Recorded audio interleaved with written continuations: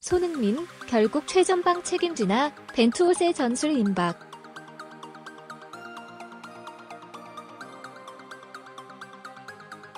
권혁진 기자 파울루 벤투 감독이 찾은 손흥민 활용법이 서서히 베일을 벗고 있다. 지금까지는 손흥민을 최전방에 배치하는 것이 유력하다.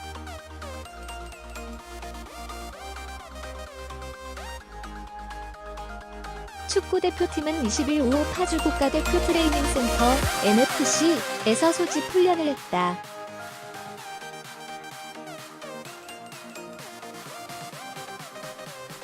공개된 초반 30분 중 마지막 10분가량은 전술훈련으로 채워졌다.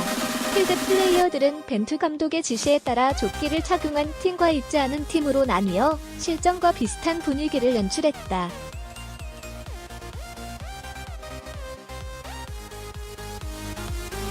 손흥민은 조끼팀의 최전방 공격수로 나섰다.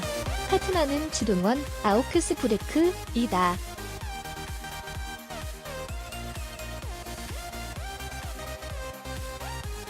손흥민은 지동원과 이야기를 주고받으며 동선을 체크했다.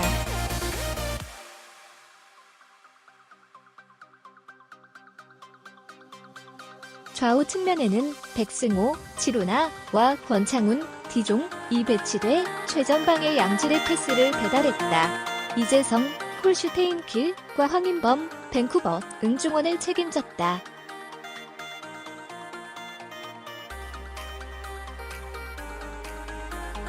가장 눈에 띄는 대목은 손흥민의 포지션 변화다. 손흥민은 2019 아랍에미리트 UAE 아시안컵에서 주로 왼쪽 측면과 섀도우 스트라이커를 맡았다. 결과는 모두가 알다시피 좋지 않았다.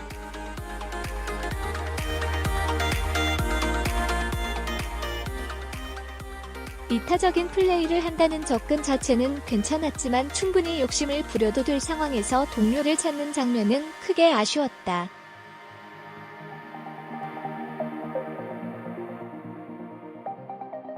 김판공 국가대표 전력강화위원장은 결산 브리핑에서 손흥민은 어느 각도에서든 나올 수 있는 슈팅이 장점인데 이번 대회에서는 그렇지 않았다고 지적하기도 했다.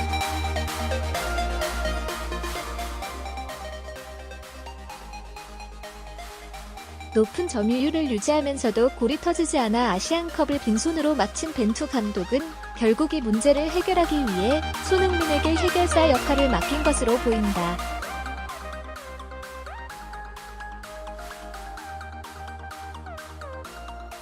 소속팀 토트넘에서 원톱 혹은 투톱으로 나서는 경우가 많아 적응에는 문제가 없다.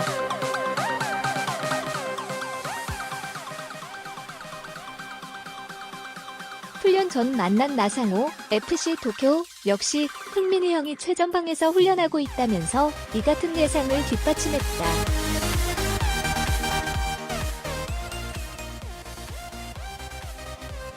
한편 이날 훈련에는 최초 소집된 27명 중 24명이 참가했다. 김진수, 전북는 B형 독감으로 소속팀에 돌아갔고 정우영, 알사드 역시 감기가 떨어지지 않아 실내에서 몸만 풀었다.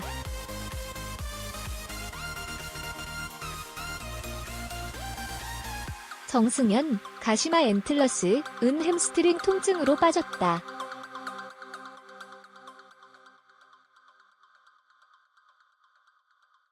선수단은 21일 오전 파주 NFC에서 마지막 훈련을 한 뒤 KTX를 타고 볼리비아전이 열릴 울산으로 향한다.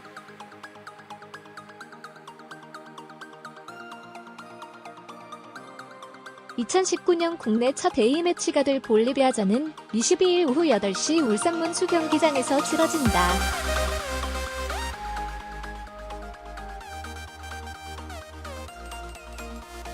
지난 몇 년간 한국 축구의 가장 큰 고민 중 하나는 손흥민 활용법이었다.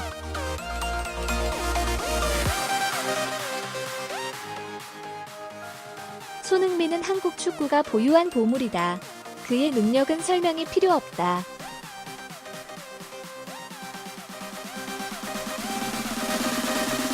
세계 최고의 무대로 평가받는 잉글랜드 프리미어리그 EPL에서도 정상급 공격수로 평가받고 있다.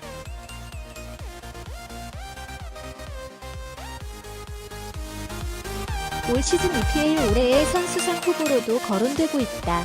폭발적인 스피드와 강력한 슈팅력을 지닌 손흥민은 매 시즌 두 자릿수 득점을 쏘아올리고 있다.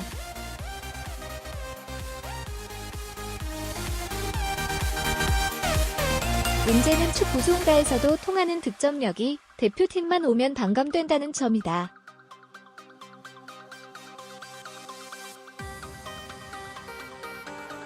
손흥민 딜레마는 파울로 벤투 감독 부임 후에도 이어지고 있다. 손흥민은 벤투 감독이 지휘봉을 잡은 후 단 한 골도 넣지 못했다.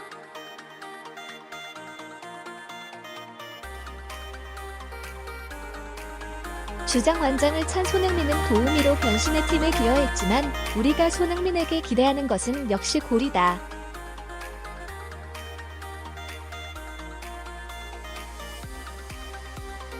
아시안컵 실패를 딛고 새롭게 출발한 벤투호의 변화가 감지되고 있다. 키는 손흥민이다.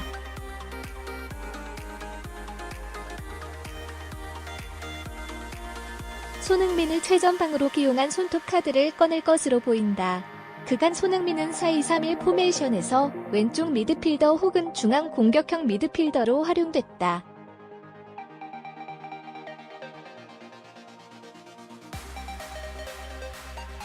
황의조, 감바오사카라는 확실한 스코어러가 등장하며 손흥민은 득점보다는 경기를 풀어가는 데 초점을 맞췄다.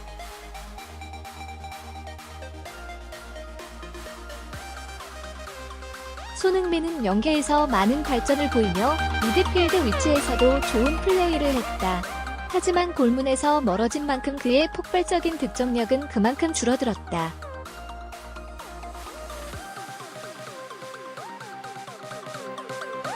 벤투 감독은 결국 팔을 빼들었다.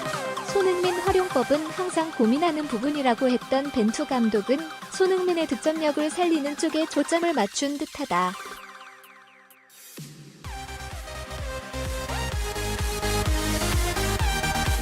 벤투호는 19일 단 20분만 훈련을 공개했는데 이후 비공개 훈련에서 손흥민 최전방 카드를 실험했다.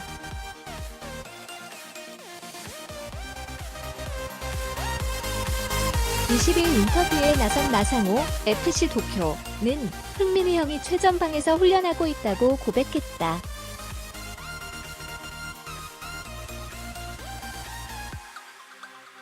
대한축구협회의 관계자는 원톱과 투톱을 오가며 전술 훈련을 했다고 했다.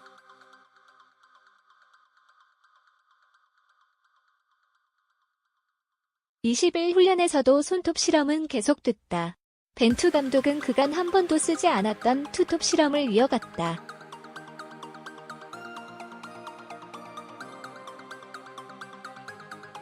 조끼를 입은 손흥민과 지동원, 아우크스부르크를 최전방에 뒀다.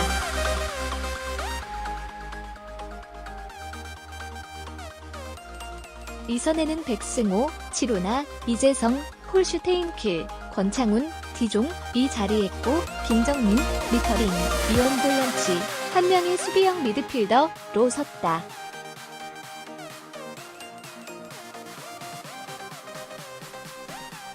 (4-1-3-1) 형태였다. 조끼를 입지 않은 그론 역시 같은 포맷으로 자리했다. 비조끼조의 이강인, 발렌시아은 왼쪽 미드필더로 뛰었다.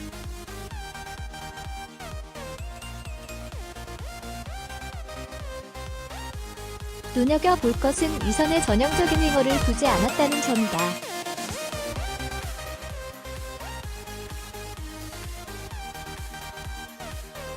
최전방에 포진한 손흥민과 지동원이 넓은 활동량을 바탕으로 측면까지 커버할 수 있다는 점을 염두에 둔 선택으로 해석할 수 있다.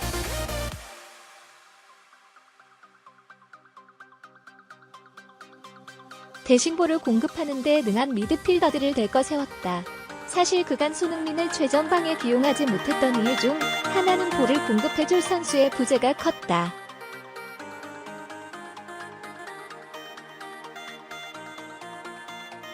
손흥민은 탁월한 스프린트 능력을 앞세워 뒷공간을 침투하는 것을 즐긴다. 빠르게 침투한 뒤 탁월한 슈팅력으로 마무리하는 것이 주루트다.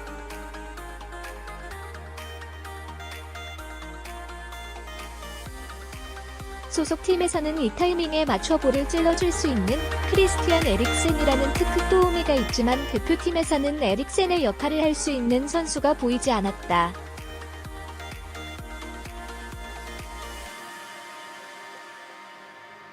벤투 감독은 이강인을 비롯해 권창훈, 백승호 등 기술과 패싱력을 겸비한 미드필더들이 대거 합류한 것을 감안 새로운 전술을 고안한 것으로 보인다.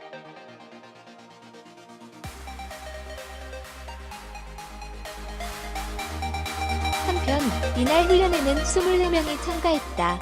B형 독감에 걸린 김진수, 전북 이 대표팀에서 낙마했다.